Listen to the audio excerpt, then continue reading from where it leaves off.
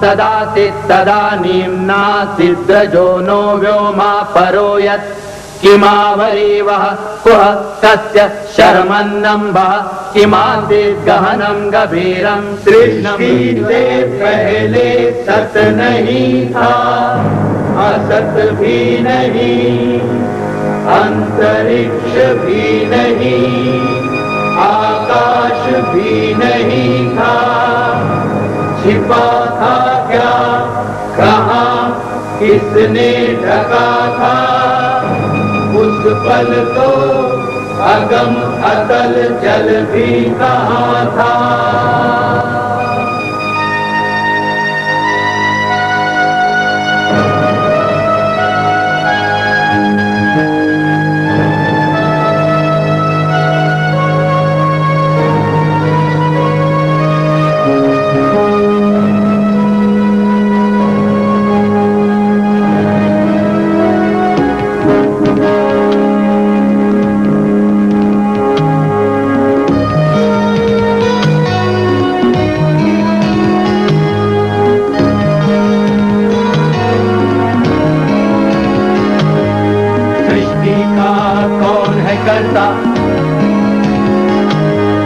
करता है वाह करता,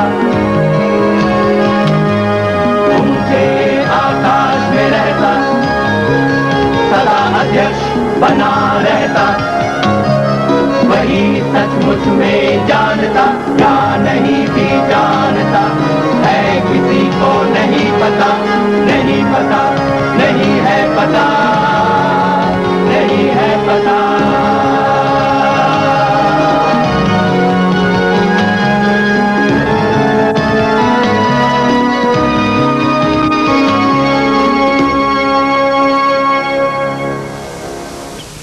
जेल में वक्त भी अपना मिजाज बदल लेता है। ख्याल और जज्बात की कमी के कारण समय थम जाता है और हाल और माजी का अंतर भी मिटने लगता है।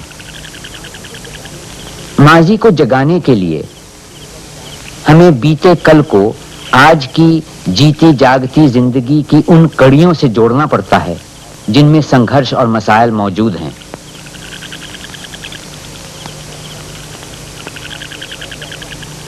मैं चाहता हूं कि आपके सामने हिंदुस्तान के अतीत की तस्वीरें रखूं, ये एहसास दिलाने के लिए कि किस तरह हमारा देश कदम ब कदम बदला है।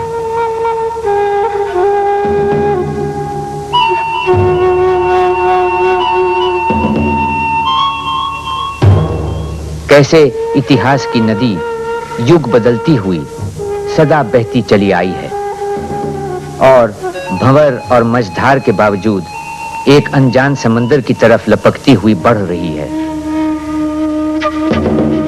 भारत में दर्शन शास्त्र, पुराण और महाकाव्य सब इस बात के गवाह हैं कि हमारे विचारक सदा सृष्टि के निर्माण का रहस्य खोजते रहे हैं।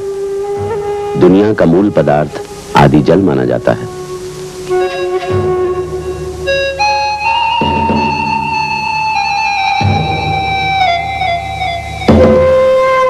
सृष्टि के निर्माण के बाद जीव जंतुओं के विकास का सिद्धांत हमें दशावतार के पहले 5 अवतारों में दिखाई पड़ता है। मत्स्य अवतार मछली का जो आदि जल से उत्पन्न हुई, कूर्म अवतार कछुए का जो जल और धरती दोनों पर रहता है, वराह अवतार जो वायु पुराण के अनुसार चुना ही इसलिए गया है कि उसे जल क्रीड़ा का शौक है, फिर नरसिंह, इसके बाद वामन अवतार जो शायद आदि मानव का प्रतीक है।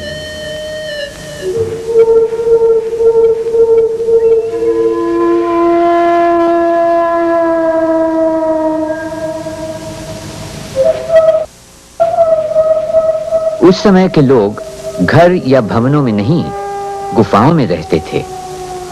वो कंदमूल और शिकार के जानवरों का मांस खाते। ये आदि मानव तस्वीरें बनाना जानते थे। नुकीले पत्थर और लकड़ी के कूंचे से वो गुफाओं की दीवारों पर जानवरों के चित्र बनाते।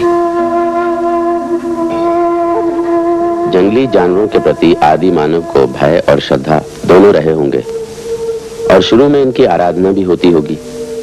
फिर भित्ति चित्रों में मनुष्य के आकार भी बनने लगे, जो टोने टोटके जैसे थे। साथ में नृत्य और प्रथाएं भी होती ताकि शिकार में सफलता मिले।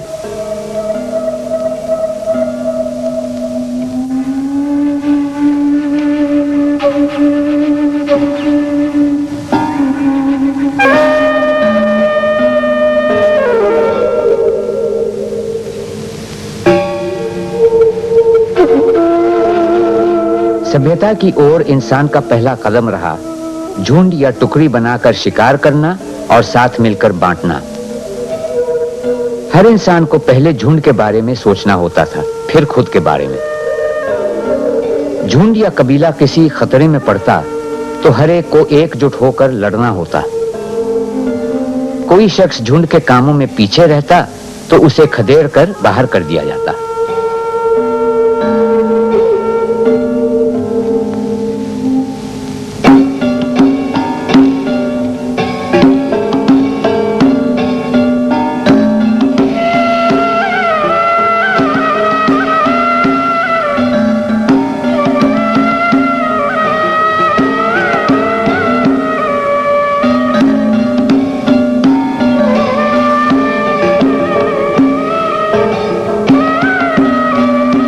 आज के शिकारी अन्न बटोर आदिवासी लोहे के औजार इस्तेमाल करते हैं, मगर आदिकाल की बस्तियों की खुदाइयों से हमें एक ऐसे दौर का पता लगता है जब औजार पत्थर के थे।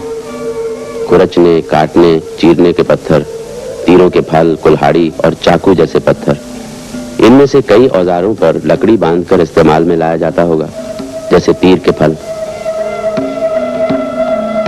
जो लोग ये औजार इस्तेमाल करते थे वो पूर्व पाषाण युग के कहलाते हैं, क्योंकि वो पाषाण यानी पत्थर के औजार और हथियार काम में लाते थे। पूर्व पाषाण युग खत्म होते होते दुनिया का मौसम गर्मा गया। बर्फानी नदियों की जगह घने जंगल उगने लगे थे। इन जंगलों में रहने वालों की नस्ल भी नई थी। उन्हें उत्तर पाषाण युग के आदमी कहते हैं। इस नस्ल की सबसे अहम दरियाफ्त थी खेती बाड़ी, जिससे इंसान को काफी आराम मिला और नई इजादों के लिए ज्यादा समय। मिट्टी के बर्तन बनने शुरू हुए जिनकी मदद से खाना पकाया जाता था। पत्थर के औजार पहले से उम्दा बनने लगे। भेड़, बकरी, कुत्ता, गाय जैसे जानवर पाले जाने लगे। कपड़े की बुनाई शुरू हुई। इन लोगों ने अब झोपड़ियों या कच्चे घरों में रहना शुरू किया। खेती बाड़ी का एक दिलचस्प नतीजा यह हुआ कि लोग गांव और नगर बसाने लगे। बड़ी नदियों के किनारे या जरखेज वादियों में आबादियां बसना शुरू हुई, जहां पानी और खाने की कमी न थी। जरूरत से ज्यादा अनाज भंडारों में जमा हुआ। ये अतिरिक्त मूल्य की शुरुआत थी। लोगों को सोच विचार का ज्यादा समय मिला। व्यापार होने लगा। कला और दस्तकारी में उन्नति हुई। अफगानिस्तान में मेहरगढ़, पाकिस्तान में कोटडीजी और राजस्थान में कालीबंगन जैसे कई स्थानों में उस विकसित ग्रामीण सभ्यता के सबूत मिलते हैं जो धीरे धीरे नगर सभ्यता में बदल रही थी। किसी नगर सभ्यता के विकास के लिए जिन शर्तों का पूरा होना जरूरी है वो हैं खपत से ज्यादा पैदावार, व्यापार प्रणाली, माल लाने ले जाने के आसान तरीके, आकार और नाप तौल के नियम, माल की बिक्री के लिए चांदी, सोने, अनाज या सिक्कों का इस्तेमाल, कायदे कानून पर चलने वाला धर्म और खास तरतीब से बनी इमारतें। और इन शर्तों के पूरा होने पर ही सिंधु घाटी सभ्यता का विकास हुआ।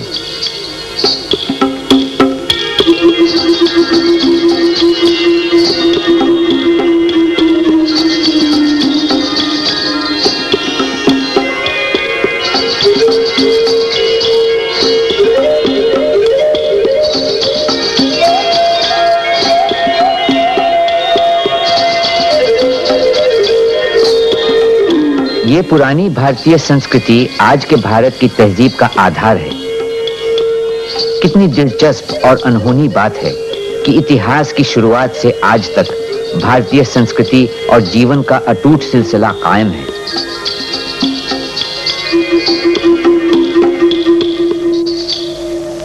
इस कभी न खत्म होने वाले जुलूस के साथ कभी-कभी खुद को जोड़कर भी देखा।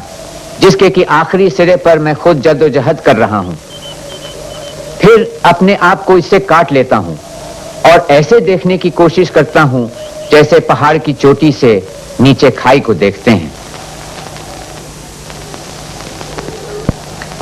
सिंधु घाटी के लोगों का दारोमदार व्यापार से जुड़ा हुआ ही लगता है। ये एक शहरी तहजीब थी जहां का व्यापारी तबका काफी अमीर था और एक अहम किरदार भी निभाता था। सड़कों के किनारे छोटी छोटी दुकानें हुआ करती थीं, बिल्कुल आज के हिंदुस्तानी बाजारों की तरह।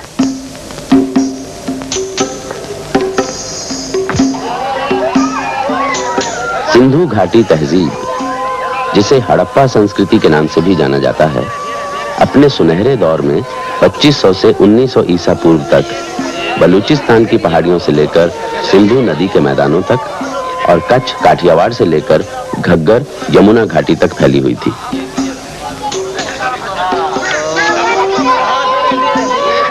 सिंधु के मैदानों पर मोहनजोदड़ो और हड़प्पा का अधिकार था। लोथल काठियावाड़ की राजधानी थी, कालीबंगन पूर्वी प्रांत का मुख्य शहर था और दाबरकोट पश्चिमी प्रांत का। सिंधु सभ्यता का असर उसकी सीमाओं से बाहर पश्चिम और मध्य एशिया तक में महसूस किया गया। चलो फिक्र मत करो बच्चा, जाने दो। चलो। सिंधु घाटी सभ्यता उस व्यापार का एक हिस्सा थी जो मेसोपोटामिया के निचले मैदानों से लेकर पारस की खाड़ी के दोनों छोरों को जोड़ता हुआ दक्षिणी ईरान और बलूचिस्तान से सिंध होता हुआ भारत के भीतरी हिस्सों तक फैला हुआ था।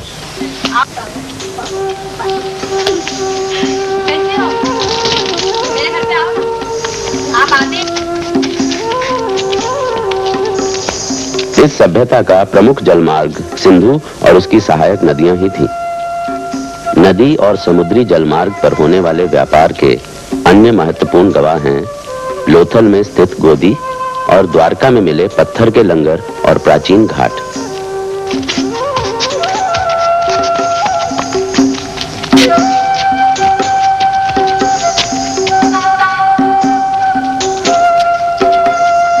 अकाद के राजा सरगोन के जमाने में लोथल और मोहनजोदड़ो से कीमती पत्थरों की मालाएं, मणि, मोती आदि, हाथी दांत और शंख वगैरह से बनी चीजें और शायद कपास की चीजें भी पश्चिम एशिया के शहरों को निर्यात की जाती थीं।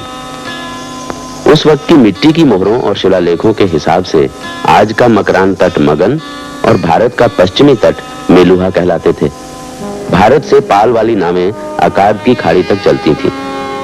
मेलुहा से आते जहाज, मगन से आते जहाज, दिलमन से आते जहाज, अकाद के बंदरगाह का सबने छू लिया किनारा है।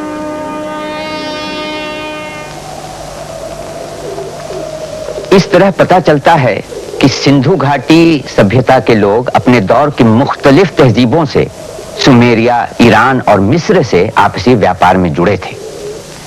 लगता है सिंधु तहजीब के शहरों के कारीगर ज्यादातर विदेशी बाजारों के लिए ही सामान बनाते थे। सामान की खरीद फरोख्त के लिए किसी मुद्रा का इस्तेमाल होता था या नहीं, इसके बारे में ठीक से बता पाना मुश्किल है। मकानों से सटे हुए बड़े गोदामों से अंदाज लगाया जा सकता है कि ये सौदागरों के मकान हैं।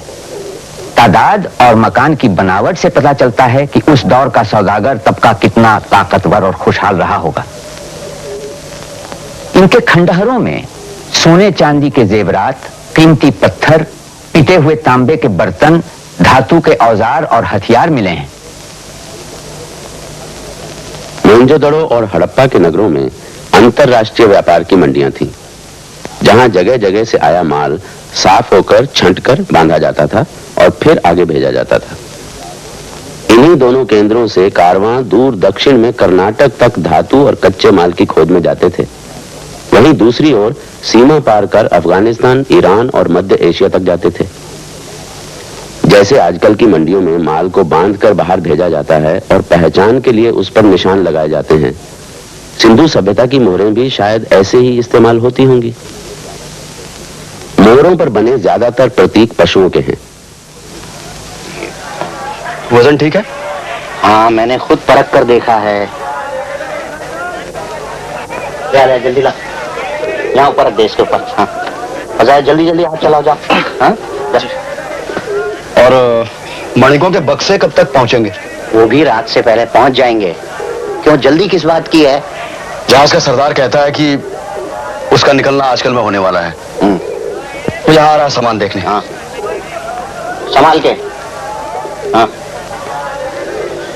देखो शुल्गी, मुझे तुमसे कुछ पूछना था। क्या? समझ में नहीं आ रहा है कहां से शुरू करूं। देखो, तुम तो जानते ही हो तुम्हारे सुमेरिया में हालात ठीक नहीं है। व्यापार नगर और से बाबिलोन आ गया है, जो तुम्हारे उत्तर में नई राजधानी है। पता नहीं ये सारा माल तुम वहां बेच पाओगे भी या नहीं। बेहतर होगा चांदी में से मेरा भाग जाने से पहले तुम मुझे दे दो। मैं इस बार खुद क्यों जा रहा हूं? इसलिए ना कि हमें ज्यादा चांदी मिले।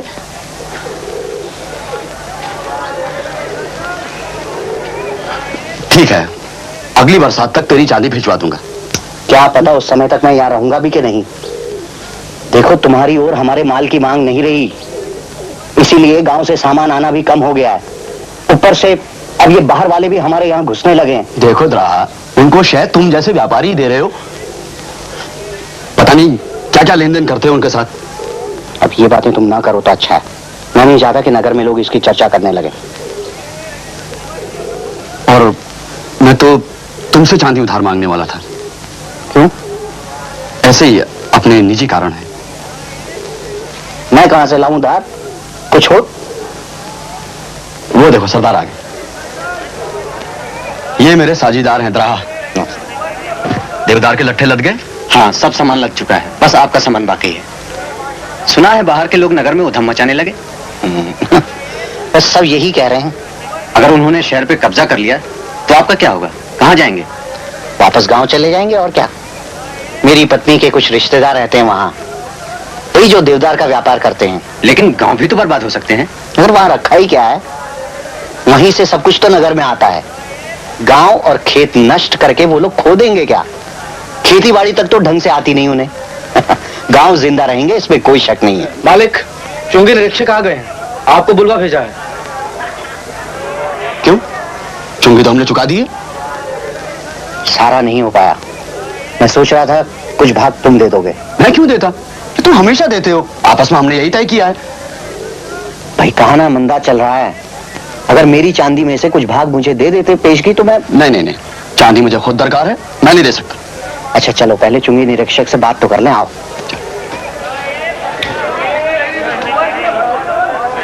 मुझे चुंगी अदा करने में कुछ समय लगेगा, आप कुछ कर सकते हैं? मैं एक सिंगे की मोहर लगाना बंद कर सकता हूँ। ये मजाक नहीं, हमें चुंगी जुगाड़ने में इस समय बड़ी देर हो रही है। देखिए, मैं कुछ नहीं जानता। चुंगी नहीं तो मोहर नहीं, आप लोगों का माल बाहर नहीं जा सकता। हमें कल तक का समय दे दीजिए। मोहर कल भी लग सकती है, मुझे कोई जल्दी नहीं है।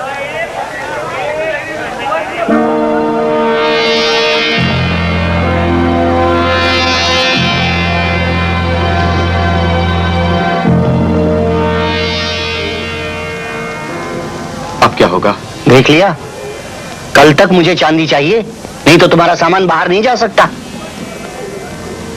एक उपाय है, यदि आप मान लेते। क्या? जहाज तैयार है, आज रात को ही आपका माल लाद देंगे। बिना मुहर के? बिना मुहर के, और रात को ही चल पड़ेंगे। वो मैं देख लूंगा। तुम ठीक कह रहे हो। और क्या, अब यहाँ रुकना नहीं। आपका क्या जाता है, अब यहाँ कुछ रुकने से फायदा नहीं है। इसमें खतरा है बहुत। ये तो चले जाएंगे, लेकिन मैं तो यही हूँ। अब सोचने का समय नहीं है, मुझे अपने लोगों को चौकस भी करना है। सिंधु सभ्यता व्यापार पर निर्भर थी, मगर व्यापारी मुनाफा कहां से कमाता? वो कौन सा बल था जिसने उस स्पष्ट वर्ग विभाजन को बनाए रखा जो व्यापार के पनपने के लिए जरूरी था?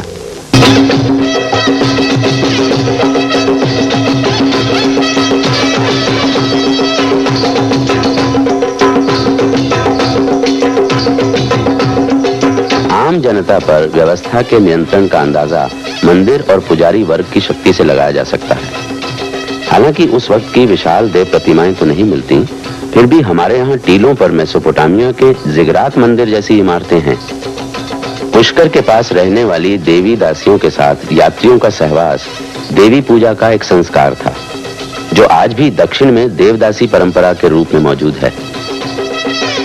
खंडरों में बड़ी संख्या में मिलने वाली मूर्तियां आज भी भारत के कई हिस्सों में पूजी जाने वाली मूर्तियों से मिलती जुलती हैं। सिंधु घाटी में विशाल मूर्तियों और देव प्रतिमाओं के न मिलने की वजह हो सकती है जीवित देवियों की पूजा। जो अब भी नेपाल में होती है। कहने का मतलब यह है कि धर्म प्रधानता ही सिंधु घाटी सभ्यता को 500 साल तक जीवित रख सकी।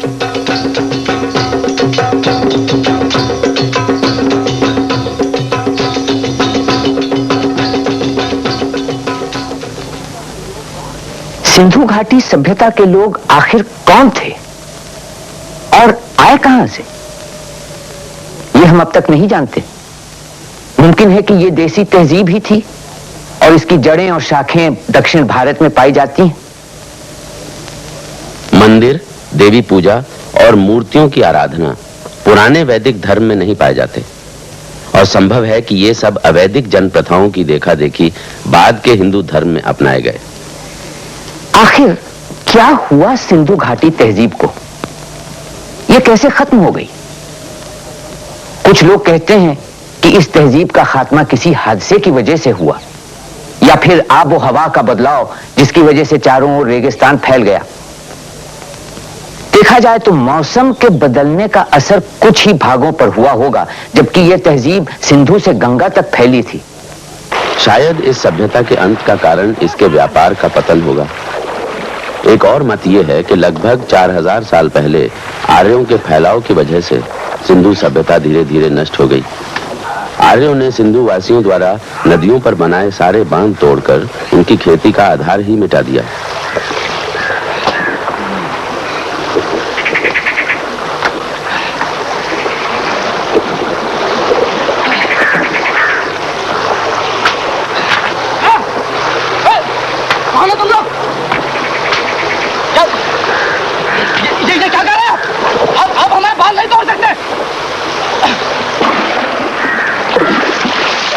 क्या बात, आप लोग बांध के तोड़ रहे हैं?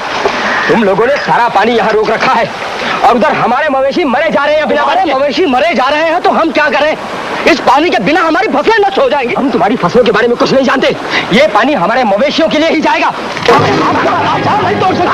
आप बांध को तरफ चलो, बांध तोड़ो, चलो। वेदों में जगह जगह जिक्र आता है कि इंद्र ने उन जलधाराओं को मुक्त करवाया जिन्हें असुरों ने बांध रखा था।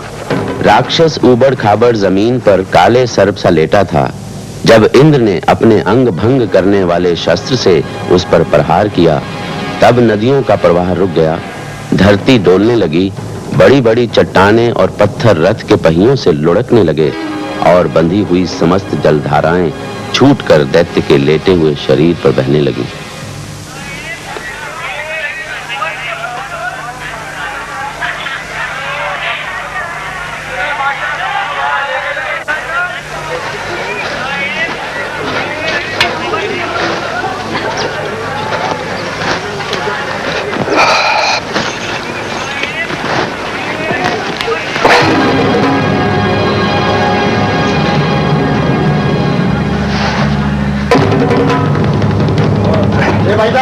भाई साहब, तुम अपनी दुकान यहाँ नहीं लगा सकते क्या? तुम्हें मालूम नहीं, इस शहर में तुम असभ्यों के आने के खिलाफ कानून बना है। अच्छा इसी में कि तुम यहाँ से चले जाओ। जब ये सब बिक जाएगा तो चला जाऊंगा। क्या कहा?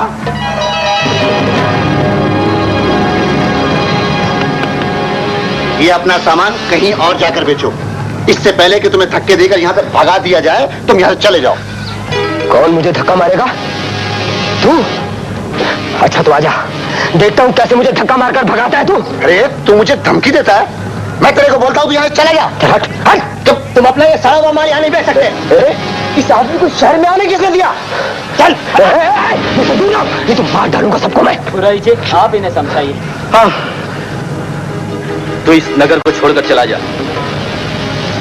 ये लड़ाई झगड़ा या अभद्रता हम नहीं चाहते, समझ रहे हैं ना तू? इससे पहले कि तुझे चोट पहुंचे, चला जा यहाँ से। तू मुझे छू भी नहीं सकता, चिकनी चमड़ी वाले पुरोहित। मैं तेरी एक एक हड्डियां तोड़ दूंगा। तुझे चेतावनी दे दी गई है कि तू इस नगर को छोड़कर चला जा। हम शांतिप्रिय लोग हैं, तेरी इस उद्दंडता की हमें कोई जरूरत नहीं। जा, कहीं और जाकर अपना काम कर।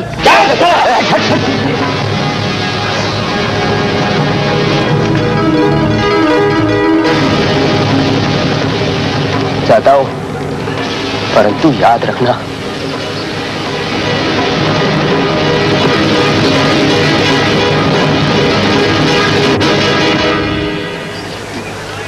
क्यों भाई, क्या हुआ?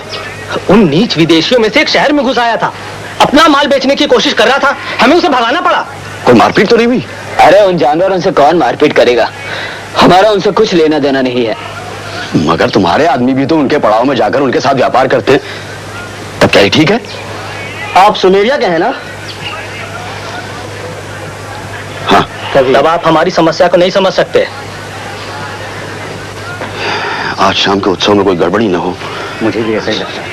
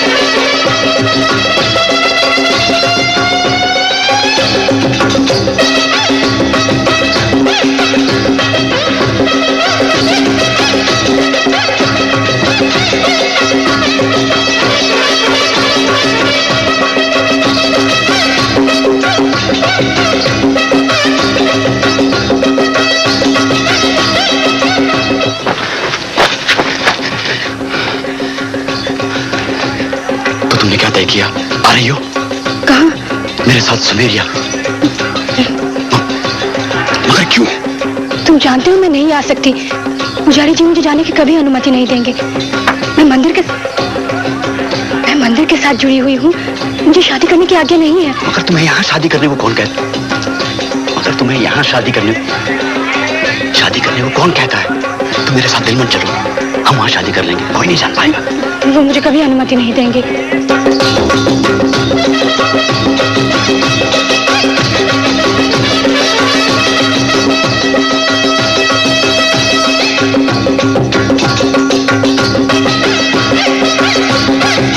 तुम मेरे साथ आना चाहती हो या नहीं? तो हम एक तरीका निकालते हैं। तुम आज रात मुझे मंदिर के पास मिलना और किसी को मत आना देना। पर यह संभव नहीं है।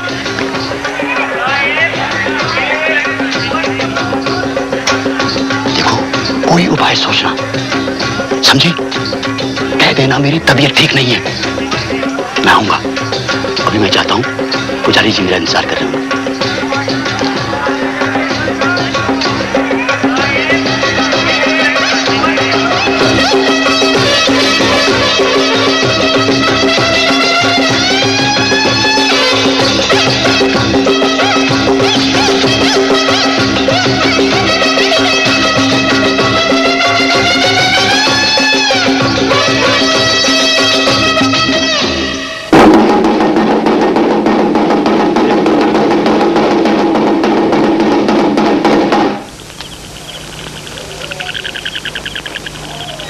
नगरवासियों, मैं और मेरे ये मित्र दिलमन से आए हैं। इस समारोह के धार्मिक महत्व को देखते हुए हम इस पवित्र नगर के संस्कारी नागरिकों को अपनी धरती की एक प्रसिद्ध कहानी सुनाने की इच्छा रखते हैं। यह हमारे देश के महान नायक गिलगमेश और उसके अमृत के खोज की कथा है।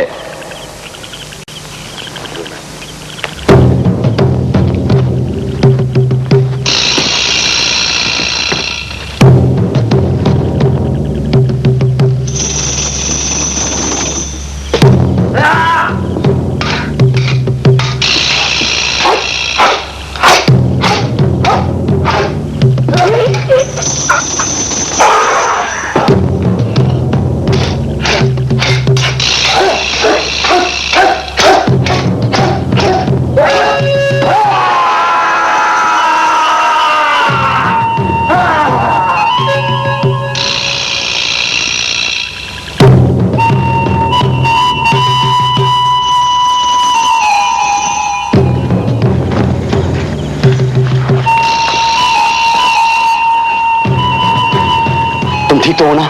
जो कुछ हुआ मैंने सुना। वो बड़ी दिल दुखाने वाली घटना थी। शुल्गी, शुल्गी, मैं तो बहुत डरा हुआ हूँ। फिक्र मत करो, कुछ नहीं होगा। ये कोई बड़ा हादसा नहीं है। बड़ा हादसा नहीं है। अब तक आर्यों ने छिटपुट खेत और बांध नष्ट किए थे, पर आज जब उनकी बस्ती में मैं व्यापार करने गया तो उन लोगों ने मेरा सारा सामान ही लूट लिया। नहीं नहीं शुल्गी, मुझे तो आर्यों का ये रवैया बहुत खतरनाक रूप ले लेगा ऐसा लगता है। अच्छा, इस बारे में बाद में बात कर लेंगे। सुनो, लेकिन बाद में तुम मेरे घर जरूर आना। नहीं, मैं तुम्हारे घर नहीं आ सकता। अत्री? हाँ, वो कह रही थी कि पुजारी उसे मेरे साथ जाने की इजाजत नहीं देंगे। कैसे देंगे? वो लोग हमेशा निगरानी में रखते हैं उसे। अच्छा ठीक है, मैं तुमसे बाद में मिलूंगा। अब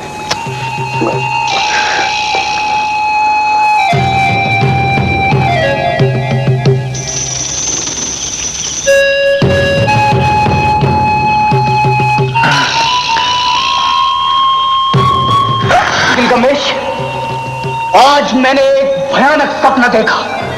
मैंने देखा अनु को, याको और एनलिल को, स्वर्गिक समाज को आपस में सलाह करते देखा है।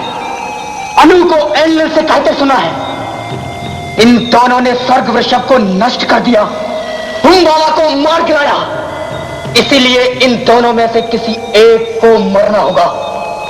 एनलिल को कहते सुना, टिंकटू को मरना होगा। नहीं मरेगा गिलगमेश, टिंकटू को मरना होगा। बंधु, प्यारे बंधु, वो मुझे मार डालेंगे तो मृत्युलोक के दरवाजे जाना होगा, मरकर हाजिर होना होगा प्राण रूप में। क्या अपने प्यारे भाई को अपनी आंखों से देखना कभी नसीब ना होगा? बंधु,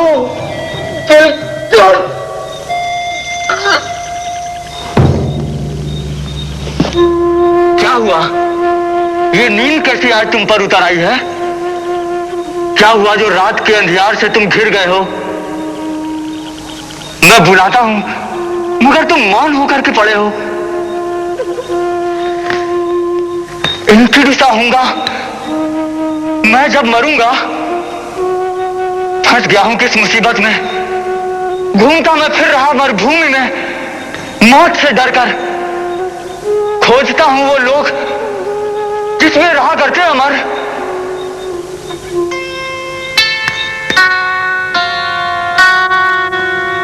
गिलगमेश, क्या तुम ही हो गिलगमेश? वही गिलगमेश जिसने पर्वत के सिंहों को मारा, जिसने दानव हुम बाबा को मौत के घाट उतारा। वही हो ना जिसने स्वर्ग वृषभ को सुलाया? अगर वही हो तो किस वजह पड़ गया मुंह पीला? किस कारण धुस गए गाल? शोक हृदय में, चेहरे पर भी लिखा हुआ है, जैसे कोई बटोही जाने कितनी धरती लांग यहाँ आया है। मित्र मेरा, जिस पर उड़ेला प्यार, मानवों की जाति जैसी नियति का हो गया एकदम शिकार। 7 रातें 7 दिन आंसू बहाए, सड़ गया था बदन, कीड़े रेंगा किए। घूमता मैं फिर रहा मरुभूमि में, मौत से डरकर। चुप रहूं कैसे, क्या सोचकर, जबकि मित्र मेरा प्यारा मिट गया धूल में मिलकर। क्या मुझे भी लेटना होगा ऐसे ही, फिर कभी उठना ना होगा? सिद्धोरी, मुझको बताओ, है कहां वो लोग जिसमें रहा करते अमर? कौन सी है राह उसकी और कौन सी उसकी निशानी? गिलगमेश, वो देखो मल्ला उर्श नाभी ले जाता वो अमर लोक को, पूछो उससे।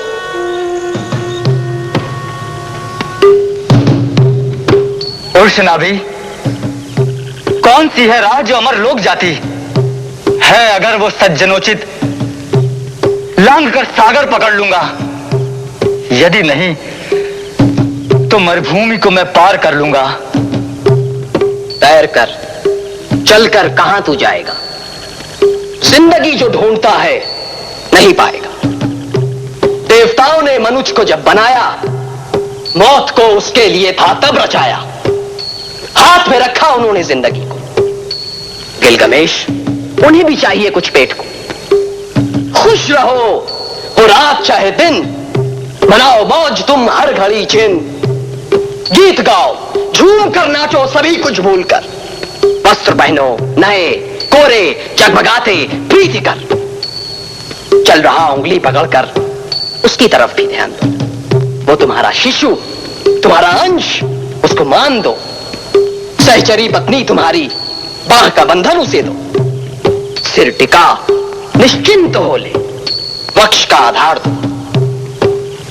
तुम मनुज हो, मनुज का जीवन जियो।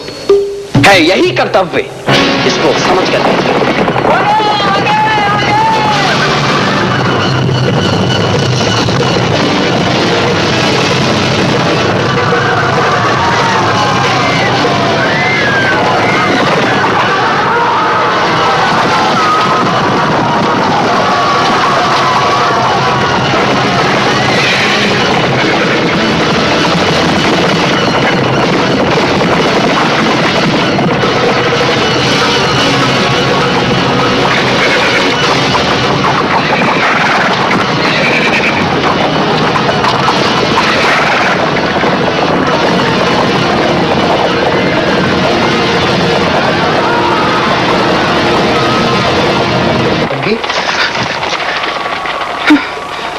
शुल्की, पागल हो गए हो क्या?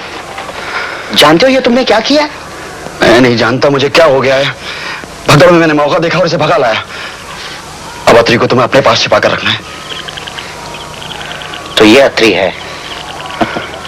शुल्की, तुम्हारा पागलपन अब मायने रखता है। डरो नहीं, तुम यहाँ हिफाजत से हो। अगर मैं पकड़ी गई तो वो लोग मुझे जान से मार डालेंगे। मुझे कभी नहीं आना चाहिए था। फिक्र मत करो, कोई भी तुम्हें यहाँ खोजने नहीं आएगा। वो लोग समझेंगे कि तुम्हें लुटेरे यहाँ से लेकर गए हैं, समझी? अब क्या करना है? अब इसे किसी तरह यहाँ से निकालकर जहाज तक पहुंचाना होगा। इसका मतलब है तुम्हें दिलमन वापस लौटना होगा। और कोई चारा भी तो नहीं है। डूबती नैया छोड़कर भाग रहे हो? बकवास, सब ठीक हो जाएगा। शुल्की, आज रात जो हुआ उसके बाद भी तुम ये कह रहे हो? वो लुटेरे इस हद तक कभी नहीं बढ़े थे। मुझे तो लगता है वो हमारी बचाव की ताकत का इम्तिहान ले रहे थे। असली हमला तो आगे होगा। देखो द्राहा, मैं... अच्छा होगा तुम यहाँ से चले जाओ। तुम्हारी ओर से हर चीज अनिश्चित होती जा रही है। द्राहा, हमारे पास भेजने के लिए पूरा माल तैयार है। मैं दिलमन में जाकर खुद उसे बेचूंगा और तय मानो हमें उससे बहुत मुनाफा होगा। और अगले मौसम में जहाज की पहली खेप से तुम्हारी चांदी तुम्हारे पास पहुंच जाएगी। ऐसा नहीं हो सकता कि अत्री को एक हफ्ते के लिए तुम यहाँ छोड़कर चले जाओ? नहीं, इसकी गुंजाइश नहीं है।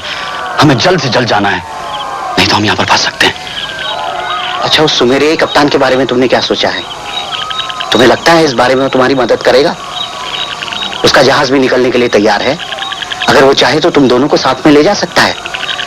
तुम एक काम करो, कल सुबह ही तुम अत्री को साथ लेकर उस जहाज पर छिप जाओ। वो तो ठीक है, लेकिन एक सिंगा मोहर का क्या होगा? वो तुम्हारे ऊपर जुर्माना कर सकते हैं। तुम उसकी फिक्र मत करो, तुम सिर्फ उस जहाज के कप्तान को संभालो। मैं तुम्हारा बहुत आभारी हूं, मगर लुटेरे आए तो तुम कहां जाओगे? अपने गांव चला जाऊंगा, और कहां जाऊंगा? मुझे यकीन है सब ठीक हो जाएगा। हाँ, तुम्हें तो हमेशा हरा ही हरा नजर आता है। द्राहा, हम दोपहर तक माल का इंतजार करेंगे। अगर लड़ाई नहीं हुई तो हम चल देंगे, ठीक है? ठीक है, ये लो, अत्री का ध्यान रखना। जहाज छूटने तक किसी की भी नजर इस पर नहीं पड़नी चाहिए। हाँ?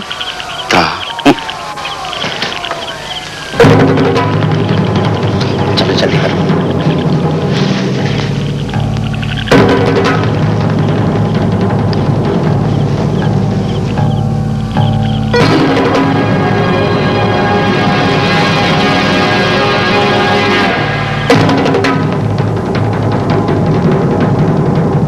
ये सभ्यता अचानक नहीं मर गई जैसा कि पहले माना जाता था। उसे अपने स्वरूप में परिवर्तनों के दौर से गुजरना पड़ा। 1600 से 1900 ईसा पूर्व का ये परिवर्तित रूप वाला दौर उत्तरकालीन हड़प्पा के नाम से जाना जाता है। इसके बाद आर्यों का फैलाव हुआ और जैसा कि इतिहास में होता आया है, उन्होंने पुरानी सभ्यता के प्रभाव को धीरे धीरे स्वीकारा और उसके कई पहलू अपना लिए।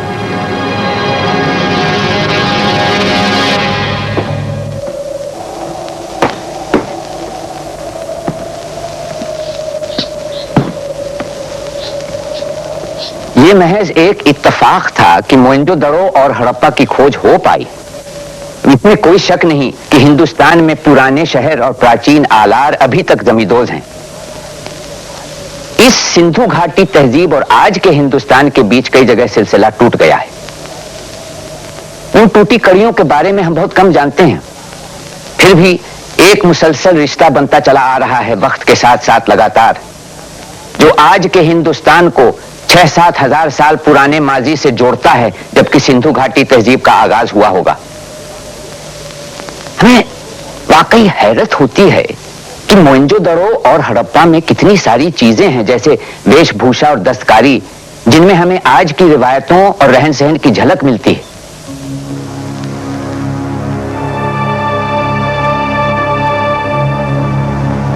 सारम्या नगरी महान राजा, सामंत जनवे कहाँ, विद्वत राजसभा कहाँ मद भरी, चंद्राननाए कहाँ, चारण किरण गान तान गर्वी, युवराज है अब कहाँ, डूबे सब अब रह गई हैं यादें, कालाय तस्मै नमः।